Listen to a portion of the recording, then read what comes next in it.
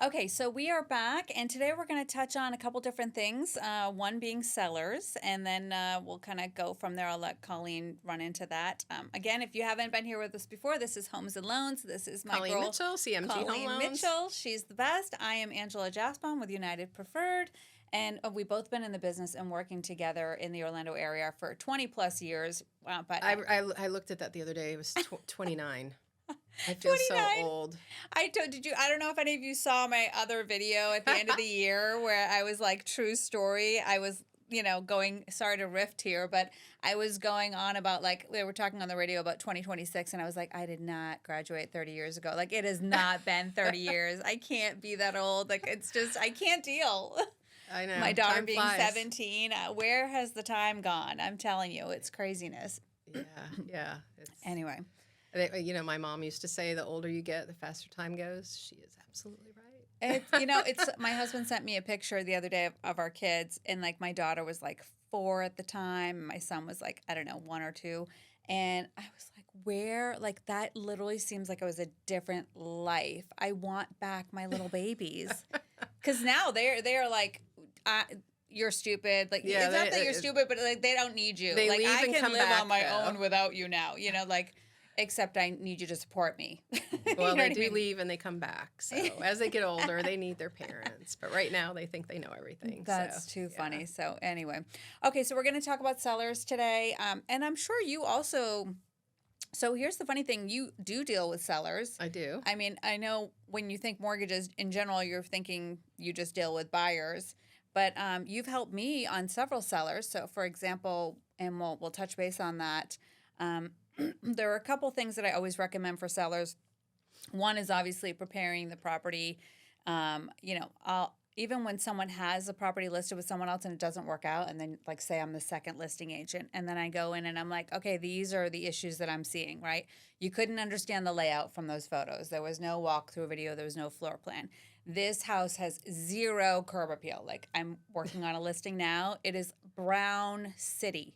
Everything is brown. Like from the grass to the landscaping to the house, it's just brown everywhere. And I'm like, we have to change this. Like no one's going to get past the first photo to even see the inside of the house. And it's a great house. But you have to have curb appeal to make people want to go to the next photo, to want to see the inside, right? So it's things like that. But on top of like the presentation and having curb appeal and doing what's necessary to get the property ready to actually be listed, we talk about things like buyer incentives.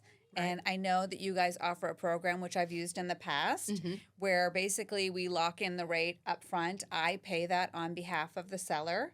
And then should any buyer that comes to purchase the property go through you, they get a rate buy down. So I'll let you explain that program a little bit. That one's called List and Lock. List and Lock, yes. So it's for sellers that want to advertise a below market interest rate. Yes. CMG absorbs 1% of the rate buy down. And then we add that to whatever the seller's willing to do. So if it's 2%, 3%, typically we see the seller do 2% and then CMG does 1. So then that's a 3% buy down, which would typically save you about 3/4 to a point in the interest rate. Which is huge. So say you're looking at my listing, and I've done the list and lock with Colleen, like we're talking about in this example. Right. Then, interest rates are currently 5.75, at least what we're hoping for, right? Exactly. And then now, if you're doing that loan through, you. And do the list and lock, we may be in the 4s. Exactly. That's huge. Yeah. That is huge. And then you trying to go back as a buyer and try and get that deal from another lender, they're not gonna just pay all those points for you. It's just that, they're not going to be able to compete with that. Yeah, it's a great program. It's a great program. It's not for everybody. No. I mean, we do have a couple different options. So we do have that flat $50 option where the rate is floating. Yes, okay. While it's being sold. And then once they obtain a buyer, then we look and see where the rates are, and then we can do the list and lock at that time. But you still get all the great marketing material where you can put that out there for any prospective buyers. So it's a great product. It's not for everybody. Obviously, we're in a trending down market. Yeah. So maybe not lock that rate in up front and do the floating option so that you can take advantage of CMG paying the 1% and the seller paying whatever they decide. I think another big misconception between buyers and sellers is that buyers will say, "Oh, I want that house, and I want them to take 25,000 off the price." Because, that'll help my monthly payment. Right. Not understanding that literally if they were and so I usually tell my clients, I don't want you to do a huge price reduction. If they are priced correctly, I don't want a huge price reduction. You are better off to offer to pay down the interest rate. Right. Because that makes a huge difference in your payment over 20, like if you can give a scenario where. Yeah, so let's just say that you had a purchase price of 500 and your seller's thinking of dropping it to 475. Yeah. If we run the numbers to show a buyer what their payment is going to be at the 500 getting the incentive from the seller, typically their payment's actually going to be less because you're using that money to buy down the interest rate versus do the price reduction. So highly recommend that you talk to your lender about doing an option like that, because it's definitely going to be worth doing a permanent buy down using seller incentive versus dropping the price. I 100% agree. For whatever reason, it's one of those things where I feel like people really struggle to put their mind around it. But listen, if you're listening right now and you're thinking, I want to get this seller down on the price, and you're the buyer, just have your lender or COLLEEN if you're thinking about buying, you're stocking this property online, but you want it to be $25,000 less because then it will meet your budget. Don't. Just call and have her run the numbers, give you an estimate, and you'll see the difference. Because I'm telling you, when you buy your interest rate down versus getting the loan cheaper, your payment is less. So if you're bigger, it depends what is more important to you, right? If you're planning to pay it off in 5 years, that might not be a big deal to you, right? If you're thinking, okay, I'm getting a 30-year mortgage, my payment every month is super important to me, and I wanted to keep it in this bracket, then have her run it where, you're going to show the lower interest rate and see what a difference it makes on your payment. Because generally, it's much bigger than you think it's going to be. Exactly. So that's. And do you get buyers right now that are saying, well, I'm just going to wait and see if the market comes down more? I do, but that was more in 2025. Okay. Now that we're in the first couple weeks of 2026, this is the first time in several years where I've seen so many buyers reach out right after the first of the year. I mean, I know that used to be the trend. Right. But after COVID and over the last couple of years, it really I haven't seen that trend. But I'm telling you, in the last week, I've had several buyers already reach out. So I think they're finally seeing the writing on the wall. Right. You know what I mean? And I'm hopeful of that. So, but yeah, I'm And there are still people that are out there hesitating, right? Of course, there's always going to be. Exactly. They're waiting to see what's happening with the Fed chair change and all these other things in Venezuela. Like, there's just so much going on in the world. And like you were talking about with, when a home buyer waits, and then you've got a bunch of buyers, out there looking, and values are going to start to go back up. And then they might not get the incentive from the seller at that point if there's multiple offers. Well, that's 100% true. But I always tell them, you fall in love with the house, you date the rate, because you can get the house at a better price now, right? Right. Well, rates might not be ideal for you. But you can then refinance, recast, whatever to get your payment down, right? If you wait until the interest rates are lower, the prices are going to be higher. Your competition is going to be higher. And at the end of the day, you are going to pay more. Exactly. You know what I mean? So the reality is people who wait, I don't think there's ever been a 10-year period where home prices haven't increased. So you keep waiting for rates to go down. And the whole time, home prices are increasing, whether rates are going down or not, because we have not. I saw a statistic the other day that from 2020 to 2026, home prices in Florida have increased 42%. People, did you hear that? 42%. That's huge.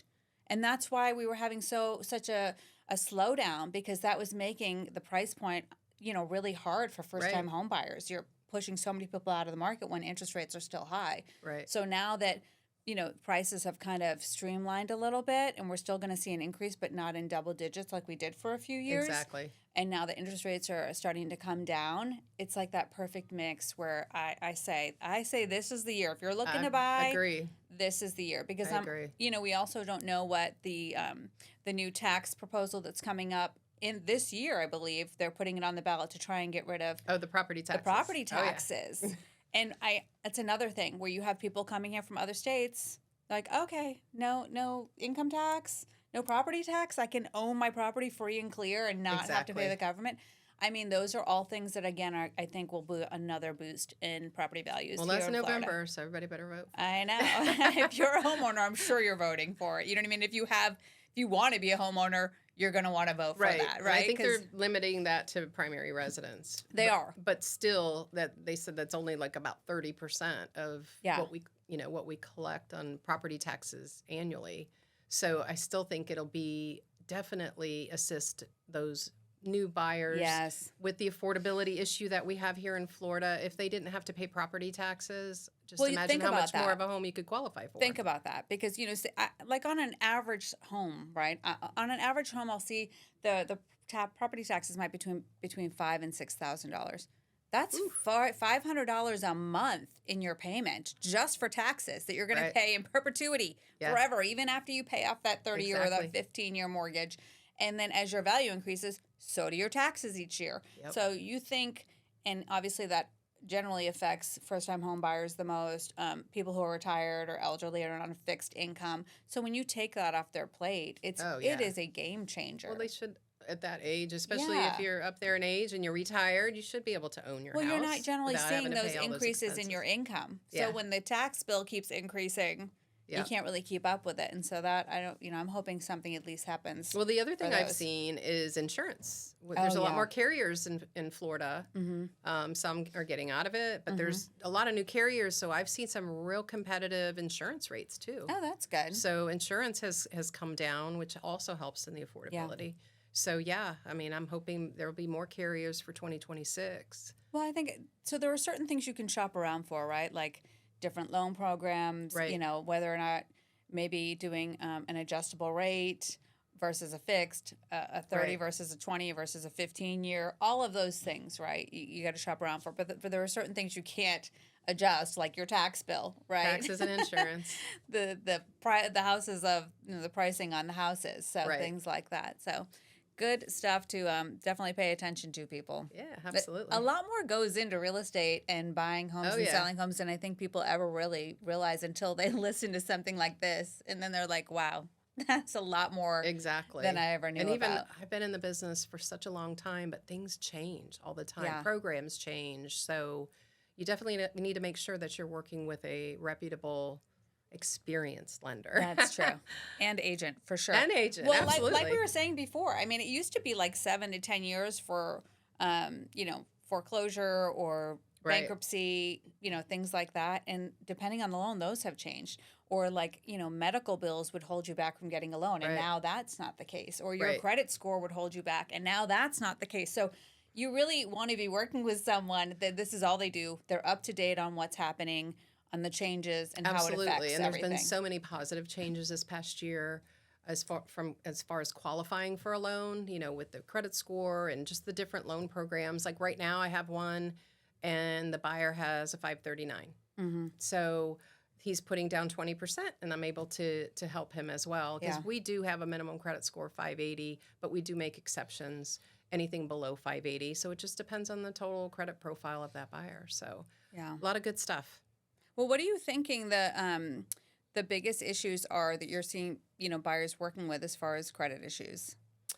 Like, why would you have a credit score of 530? Like, I mean, not to get personal, but like, It's typically, when you got to score that low, it's typically going to be late pays. okay, for whatever. Late pays and collections. Okay. If it's just a matter of, increasing your credit card debt, that doesn't always do it. Mhm. Although I've recently had somebody that had absolutely no lates, but low credit, and it's because most of their credit cards were maxed out. Oh, So right. that's an easy fix if you have the money to pay them down.